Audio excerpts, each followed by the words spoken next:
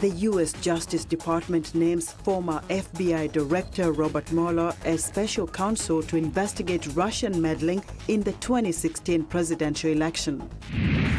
Saving lives. The United Nations Health Agency calls for measures to curb dangerous driving.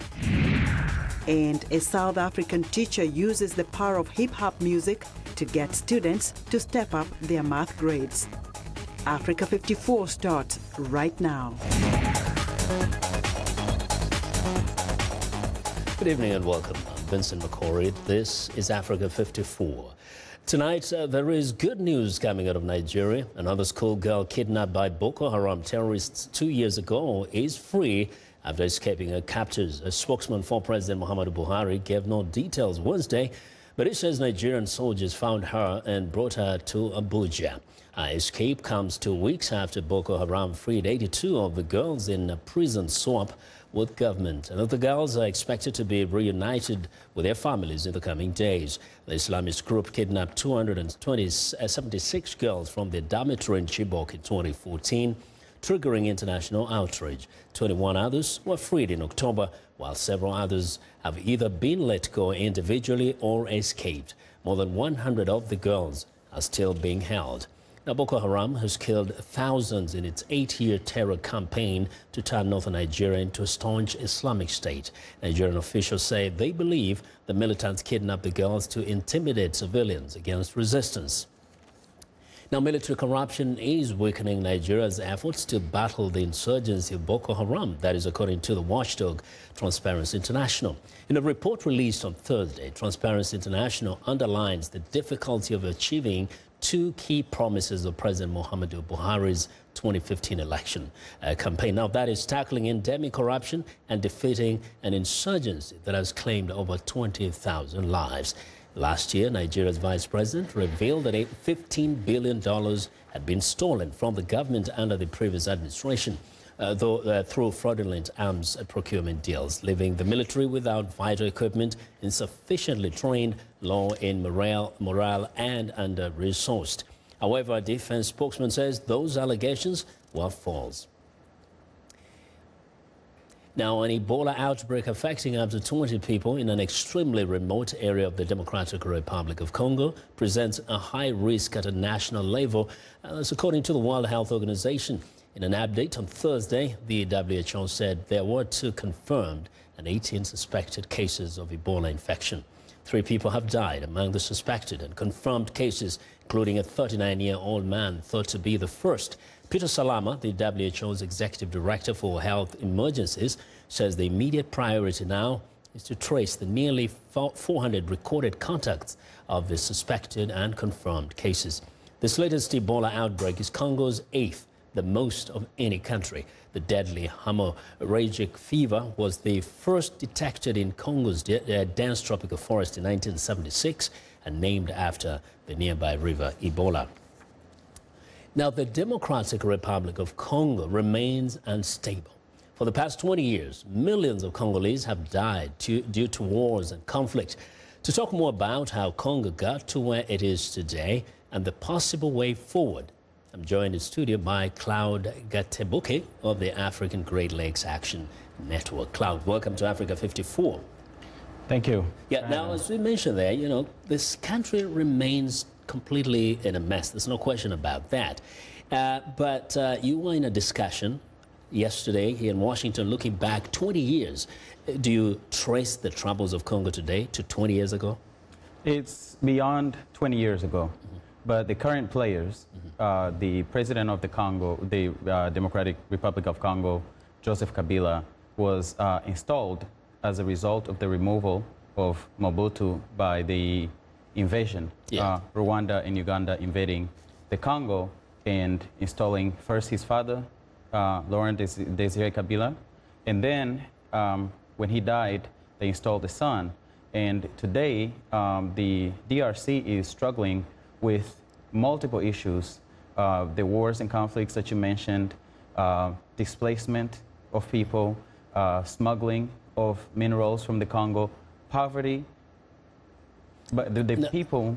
Yeah. Now, the overthrow of the former president, Mobutu Sese Seko, for many was like a relief because he had been seen as an oppressive dictator. What went wrong after the installation of Kabila? People are hopeful. What is it that wasn't done? Yes, it was the Congolese people were celebrating during the invasion as the AFDL, which was led by Kabila, and the Uganda and Rwanda. People were celebrating. They were filling stadiums in jubilation because they felt like they were being freed. But what went wrong was that it's hard for somebody to come in, invading a country with a military, and actually turn into a prosperous and democratic But now country. that's looking at the external forces that were involved. How is it that the Congolese themselves have been unable to get their act together? When you look at the number of rebel groups, the militias, and then the political disagreements there, you feel that it is not so much about the external interference. What is it that has made it completely impossible for the people of Congo to come together and say, this is our nation, let's get together and do something positive? The Congolese people have been putting up resistance. However, they're fighting a bigger force than just the government of the Congo. So, for example, just last year, there were demonstrations where dozens of people were killed.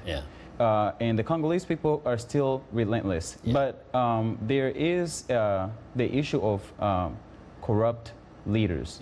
That's the main obstacle. Because the whole question is about the leadership. I mean, you may say there is somebody outside trying to benefit from the resources of Congo, influencing the different political sides and the rebel groups. But at the center of it also is selfishness. When you look at the rebel groups, their leaders are all benefiting from the wealth of the nation. Those who are in the political system, the civilian rulers, they're all benefiting. So it is, in as much as it has external issues, really an internal issue of leadership.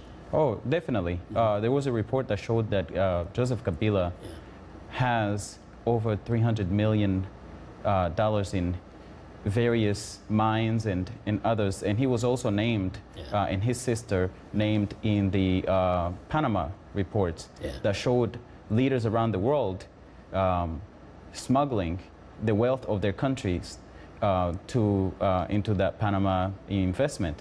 And this is no different than Mobutu, who bankrupted the country for his own benefit. And the rebel leaders are the same way. They're looking for a way to make some money, some quick money, and exploit the people. The question is today, and that is a fact, everybody's trying to benefit, but what could be the possible solution, resolution to this problem so that Congo can, at least for once, hopefully have peace and become one country? It boils down to two major areas. There's internal and external. The Congo issue is both internal and external. On the internal level, the Congolese people must, the general population must continue to come together. We've seen demonstrations from Kinshasa all the way across the country to Goma. You know, continue to resist the current leadership, because as of now, according to the Congolese constitution, President Kabila should not be the president because his term expired on December 19th. The other piece is the international community has been very tolerant, not only of Kabila, but the whole region. If you look at what's happening in the region, we've got presidents that want to stay as presidential monarchies, you know, from Angola to Congo, to Rwanda, to Burundi, to So all those nations, Uganda. I mean, people have to say no. And we're hoping that there will be a new chapter in the Congo, hopefully in the coming months or a few years, because it's really a pathetic situation. There will be. Thanks a lot for your insights, Claude. Thank you. Yeah. Well, that's Claude Gatabuke, who is with the African Great Lakes Action Network. Well, now, here in Washington, as controversy continues to engulf the White House, former FBI Director Robert Mueller has been named special counsel to oversee the investigation into Russian influence in the 2016 presidential election. Now, the development comes during a week filled with scandals that have inundated the administration of President Donald Trump. VOA's Bill Gallo has more. Former FBI Director Robert Mueller will lead the investigation, which will look in part at possible collusion between Moscow and the presidential campaign of Donald Trump. That, according to an order late Wednesday from Deputy Attorney General Rod Rosenstein. White House officials, hunkered down for much of the day, released a statement from Trump saying yet again there was no collusion between my campaign and any foreign entity. The White House has been in crisis mode since a news report this week claimed Trump urged former FBI Director James Comey to drop an investigation into his ex-National Security Advisor Mike Flynn. That raised concerns that Trump was trying to obstruct the FBI investigation into his campaign in Russia. Congress largely welcomed the appointment of the special counsel, and there are high hopes that Mueller, a former prosecutor, will restore integrity to the probe, says Republican analyst Evan Siegfried via Skype. Now, Robert Mueller is completely siloed off from the Department of Justice and the FBI. He has a budget. He can hire his own staff. He can kick all of the FBI to the curb for all he wants. He's allowed to go under the powers invested in him by the attorney or the deputy attorney general, wherever the investigation leads. Another potentially explosive moment could come next week when former FBI Director Comey has been invited to testify before an open session of Congress. President Trump said at his 100-day mark, they are saying that they've never seen anything like this. And he meant that as a positive about how great his administration was doing. But in all honesty, we have never seen an administration like this. No administration, 118 days in now, has seen this level of scandal and problems. Bill Gallo, VOA News, the White House. Well, I want to know what you think about Africa 54 and the stories we cover during the conversation on Facebook. The address is Africa 54. We're also streaming our show live on Facebook, so check us out and share our show with your friends also. And check out our headlines 24/7 on voaafrica.com. Find me on Twitter at VOA Vince McCory. Coming up, the United Nations Health Agency calls for measures to curb dangerous driving. Stay with us.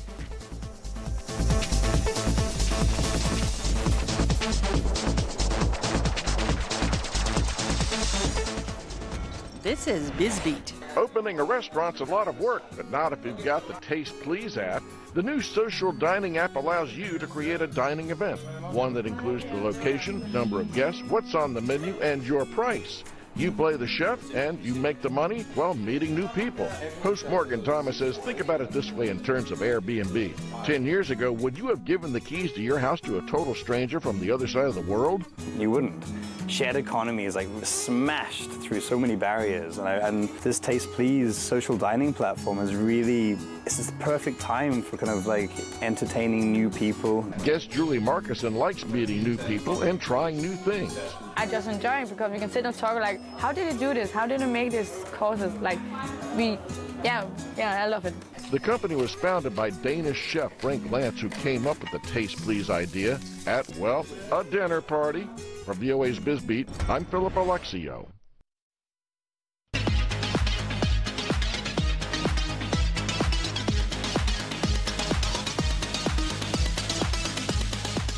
Well, it's time now for our health report, and joining us now from our New York bureau is Africa 54 health correspondent Lenore Mudu with a look at global road safety. Hello, Lenore. Hello, Vincent. Well, the United Nations Health Agency is spotlighting the relationship between speeding and traffic fatalities and urging countries to take measures to curb dangerous driving. The World Health Organization says 1.25 million people die each year on the world's streets and roads. Nearly half of these tragic deaths are caused by drivers who are speeding. Dr. Etienne Krug, a top WHO official, says drivers need to be more cautious when they're behind the wheel. Speed is a major risk factor for road traffic crashes all around the world. If a pedestrian is hit by a car that drives at 50 kilometers per hour, the probability of death will be 20%. However, at 80 kilometers per hour, it will be 60%. Today, 30% of all people killed on the road are killed due to excessive speed. In a recent WHO report on speeding, the organization reveals that driving too fast contributes to 1 in every 3 traffic fatalities worldwide. Studies indicate that typically 40 to 50% of drivers exceed the posted speed limits. Young male drivers under the influence of alcohol are more likely to be involved in speed-related crashes. Worldwide, traffic accidents are the #1 cause of death among young people between 15 to 29 years old. The UN Health Agency points to research that shows a 5% cut in average speed can result in a 30% reduction in the number of fatal accidents. Dr. Krug explains what needs to be done to make the roads safer. What needs to be done? It's a question of having legislation that's adapted, making sure that there are speed limits set for the function of each of the roads, that these speed limits are enforced. We know how to do that with cameras, etc. We need to make sure also that infrastructure is built with roundabouts and speed bumps so that speeding is not possible.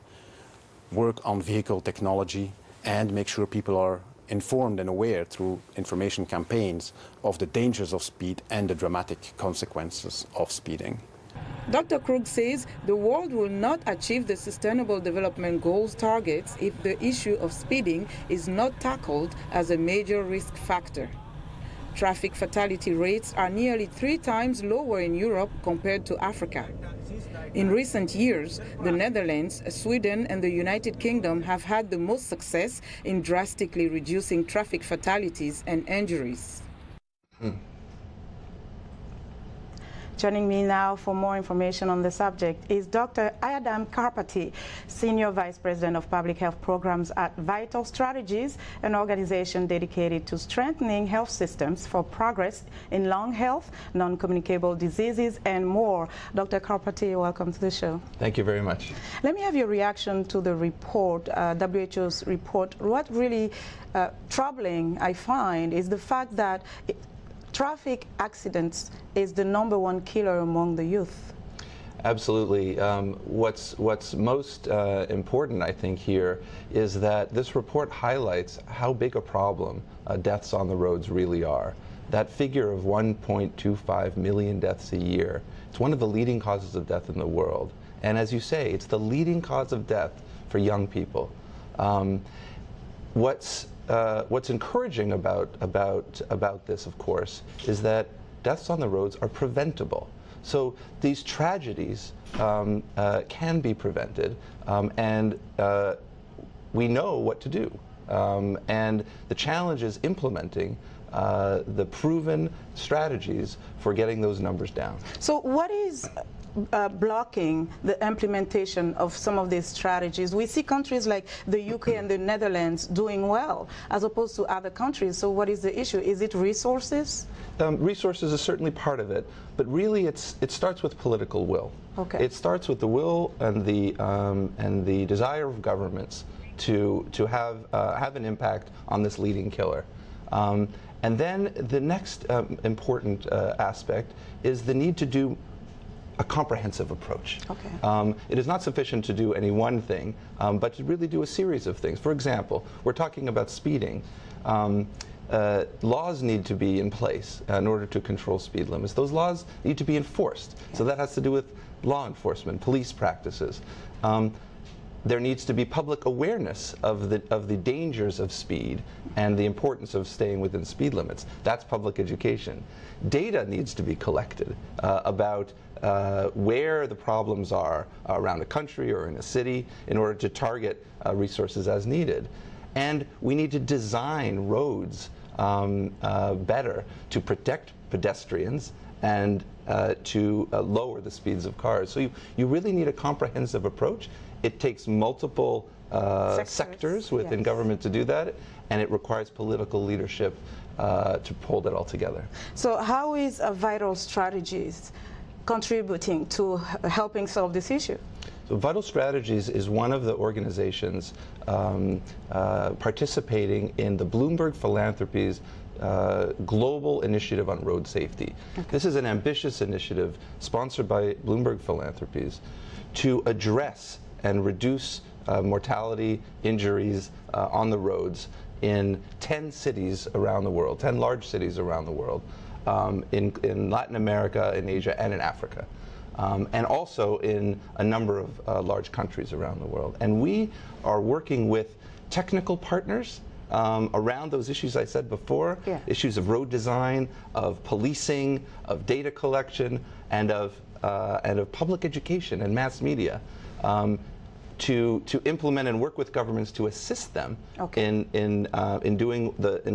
executing the work on the priorities that they've established. And before we wrap, you're working in Africa in a few countries. Very quickly, what are some of the positive outcomes you've seen in your work and in one or two countries? You know, we're working in, for example, in Addis Ababa, and there the mayor and the government agencies are highly committed to road safety. They've instituted a number of really innovative solutions around designing roads, redesigning intersections, protecting pedestrians, promoting walking and pedestrianization of the city, increasing law enforcement, mass media campaigns, and really a comprehensive approach. And that's an example of some great work going on in Africa. That's fantastic. Dr. Karpati, thank you so much for joining us today. Thank you very much. And that was Dr. Adam Karpati, is Senior Vice President of Public Health Programs at Vital Strategies. And that's our health report for today. To stay in touch, find me on Twitter at Lenore Moudou. Back to you, Vincent.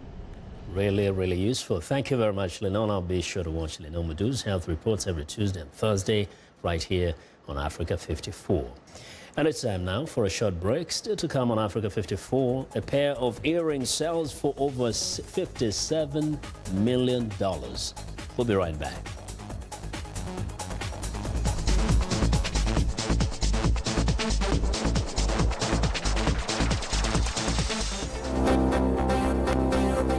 Le bilan à ce jour est de 4 morts et de 9 blessés.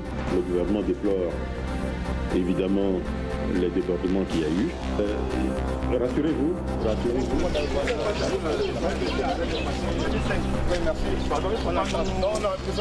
Maintenant, s'il n'y a pas de personnes vivantes,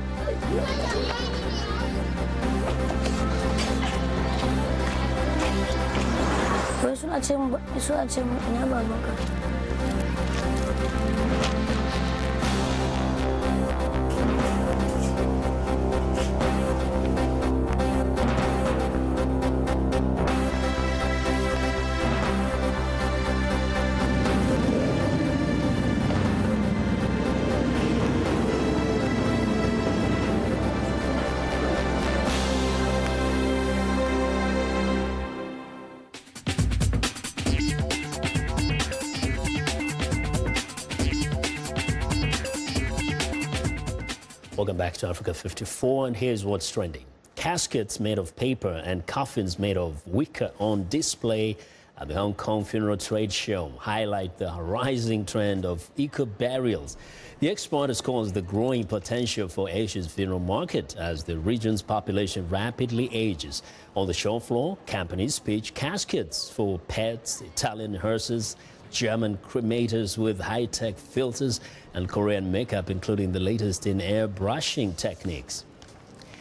One next up, media outlets in Iran are either state-run or tightly controlled. But as voters prepare to go to the polls this Friday, Iran is experiencing a short blossoming of freedom of expression. Social media users are taking the opportunity to express critical views and formulate demands directed at presidential candidates. According to official statistics, more than half of Iran's 80 million citizens are active online. Access to popular websites like Facebook and Twitter is blocked in Iran, but Iranians skirt censorship with VPN access.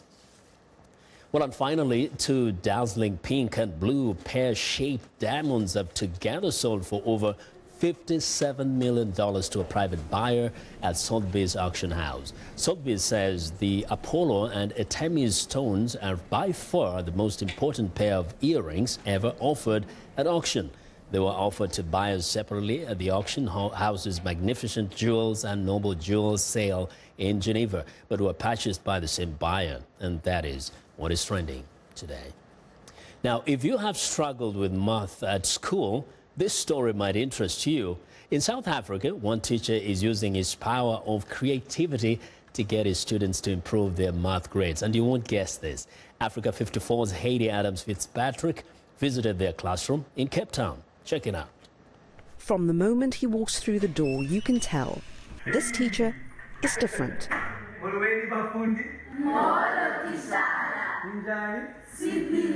Kurt Manar is peppy, and his class begins with a pep talk. I am great. I will achieve greatness. I will never give up. I will never Instead of opening books, Minar breaks into dance. It looks like choreography class, but Minar is actually teaching math. He believes students can memorize their multiplication tables if they're moving. I just took the multiples and we made a dope track and I let him play and I said, let's see, you get the vibe first and you can move while you're at it.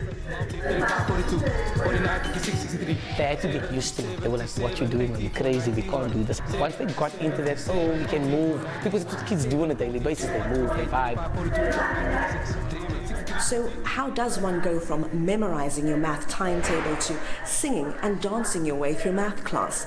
Minar says it's about bringing creativity and imagination to the classroom. Outside school, Minar is a hip-hop artist. He says dance is a step-by-step art form that requires a mastery of the basics. Rap is about rhythm and rhyme, a formula Minar is now applying to his teaching. The kids don't know their basics, and that's why I created this as another mechanism for kids to kind of get their work because they didn't know their foundations. I used to get good marks in maths, but I wasn't the top 10 kind of girl. But ever since I stepped into this class, I was #1 in my class for maths. When I'm in the exam room, all I think is of the song that I was singing, then the methods come back to me. The music also, it's very easy to take. It's another level, like it changes how the way of thinking, the level of thinking.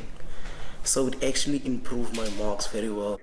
Minar says one reason students fail is because the education system is failing them. Education system is a cookie cutter, which is whack. We need to reimagine education. Teachers, I feel, need to become 360-degree performing artists. We should learn all the skills and the things we need to do to create the content and the material that our kids love looking at. If we don't do that, what are we doing? You're telling me you're still going to keep a kid's attention with a PowerPoint or a Word document? Good luck. Minar is taking his philosophy of education beyond Cape Town with online videos to help teachers and students everywhere. I finished the Multiples album, so we're going to record it in some Xhosa and some other African languages. And there your mother tongue comes in, because at the end of the day, that is our identity. And you know, there's a big topic now about decolonizing education, especially for African countries, I think, and I guess this is also my 10 cents to that conversation. A conversation in a universal language, music.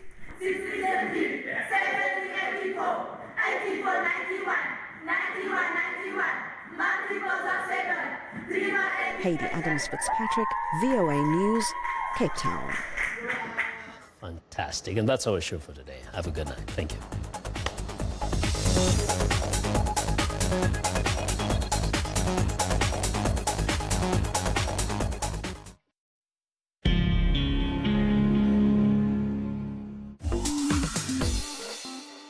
Welcome to English in a Minute. If you smell smoke, you know there is fire. Where there's smoke, there's fire. Should we call the fire department every time we hear this expression? I was up all night with my friend. She was so upset. Why? Well, she thinks her boyfriend might like someone else. He's always working late and texting someone